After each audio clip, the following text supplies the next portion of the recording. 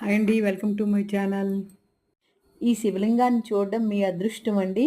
ఇది ఒరిస్సాలో ఉంది.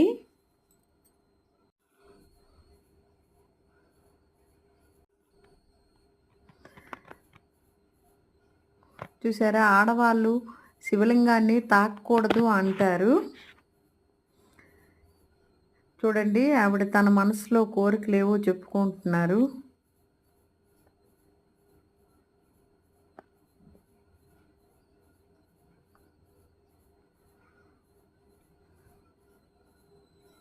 ఇక్కడ శివుడికి బాగా ఆరాధిస్తారండి మా సైడు ఒరిస్సాలో. చూడండి ఎంత బాగా అలంకరించి సాయంత్రం టైం హారతి ఇస్తారు.